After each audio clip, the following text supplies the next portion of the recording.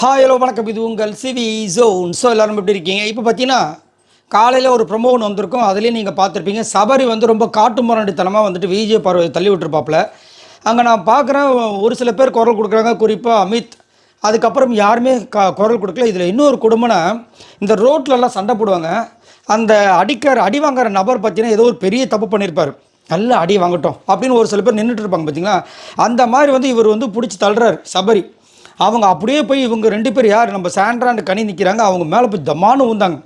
அப்போ கூட அவங்க பதட்டமாக தூக்கி போகிற மாதிரி தூக்குற மாதிரி அந்த மாதிரி எதுவுமே நம்ம பார்க்கல. இதில் கொடுமை என்னென்னா, ஃபஸ்ட்டு வந்து அவரோட ஷூ காலில் வந்து மிதிக்கிறாரு, அந்த விஷயத்தை பார்க்குறோம். அதனால தான் அவங்க கோவமே படுறாங்க.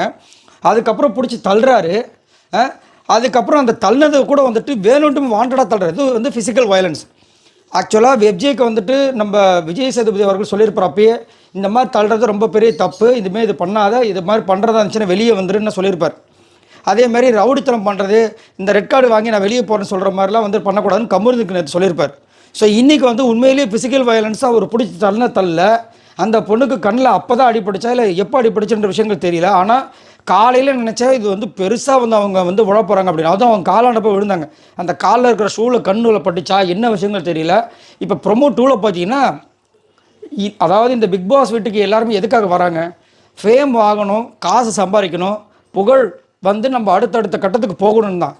நிறைய பேர் இனிமேல் பார்த்தீங்கன்னா, இந்த பிக் பாஸ் ஸ்டார்ட் ஆகிறதுக்கு முன்னாடி வந்து இவங்க இப்படி இருந்தாங்க, இவங்க அதனால் வந்து நீங்கள் வந்து இவ்வளோ கஷ்டப்படுறாங்க, இப்படியே பேசிகிட்டு இருக்காங்க.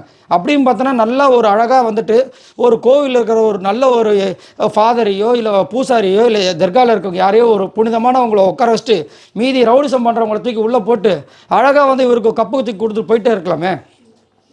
இது கேமு. இந்த கேமுக்குள்ளே வந்துட்டோன்னா அந்த ஃப்ரம் டே 1லேருந்து இப்போ வரைக்கும் யார் வந்துட்டு என்ன பர்ஃபார்மன்ஸ் பண்ணுறாங்க அதை வச்சு தான் பண்ணணும்.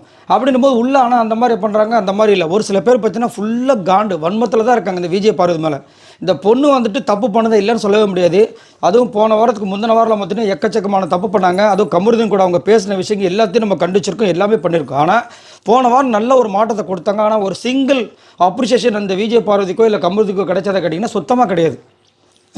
அப்படி என்ன உங்களுக்கு வந்து அவ்வளோ வன்மம் இந்த பொண்ணு மேலேன்னு எனக்கு ஒன்றுமே புரியல. நான் வந்து உண்மையிலேயே சப்போர்ட் பண்ணவே இல்லை.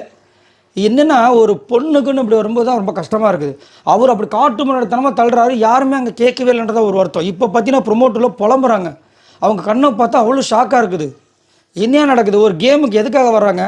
இந்த மாதிரி அடி வாங்கிறதுக்காக வராங்க. ஸோ இது கண்டிப்பாக வந்து ஃபிசிக்கல் வயலன்ஸாக வர காரணத்தினால கண்டிப்பாக பிக் பாஸ் ஒரு ஆக்ஷன் எடுப்பார் அப்படின்றதுலாம் மாற்றுக்கிறதே கிடையாது. அதுவும் நைட்டு வந்து ரொம்ப புலம்புறாங்க. ஒரு இவ்வளோ மாசிவான ஒருத்தன் வந்துட்டு என் கூட மோதுறான், ஒருத்தங்க வாயை திறந்தாங்களா அப்படின்னு. இன்னொருத்தர் கேட்குறேன், உன்னால் மட்டும் என்னடா படம் முடிஞ்சுது அப்படின்னு. அதுக்கப்புறம் எனக்கு காயம் பட்டிருக்கு, இதை வச்சு கேலி பண்ணாதீங்கன்னு சொல்லிட்டு ஒரு பக்கம் உட்காடுறாங்க. வரும்போது எவ்வளோ அழகாக வராங்க உள்ள, நம்மளை வந்துட்டு மக்கள் முன்னாடி நல்லா சூப்பராக காமிச்சிக்கணும், ரொம்ப அழகாக காமிச்சிக்கணும் அப்படின்னு வரவங்க இத்தனைக்கும் இவங்களுக்கு ஆப்போசிட்டாக அத்தனை பேர் இருக்கும்போது இவங்களோட ஃபேஸ் இந்த மாதிரி மாறிச்சுன்னா எவ்வளோ கொடுமையாக இருக்கும்ல. ச்சே, நான் எனக்கு தெரிஞ்சு இந்த மாதிரி பிக் பாஸ் சீசன்ஸில் இந்த மாதிரி ஒரு அடி கண்ணில் விழுந்து, ஏன்னா கண்ணு சும்மா சாதாரணமானதும் கிடையாதுங்க. அதுலேருந்து இன்ஃபெக்ஷன்ஸ் பரவி எதாவது ஆச்சுன்னா என்ன பண்ணுறது? இவங்க கொடுப்பாங்களா?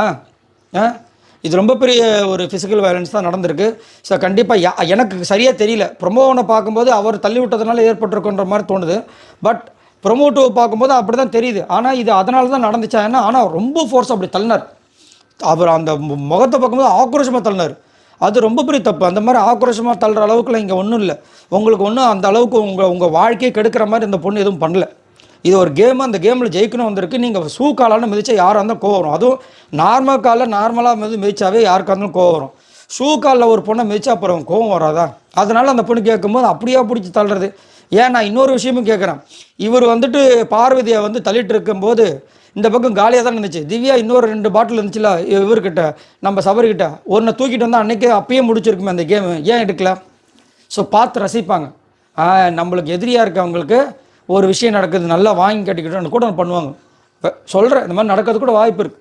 ரைட், உங்களோட கருத்துக்களை சொல்லுங்கள். கண்டிப்பாக ஆனால் ரெட் கார்டு கொடுப்பாங்க அப்படின்னு தான் தோணுது. ஏன்னா இது பெரிய ஃபிசிக்கல் வயலன்ஸு.